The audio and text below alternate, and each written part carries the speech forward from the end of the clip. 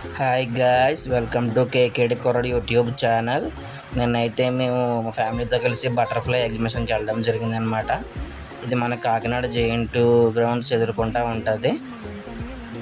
అక్కడ ఉన్నవి మీకోసం వీడియో తీశాను, మీరు చూడండి.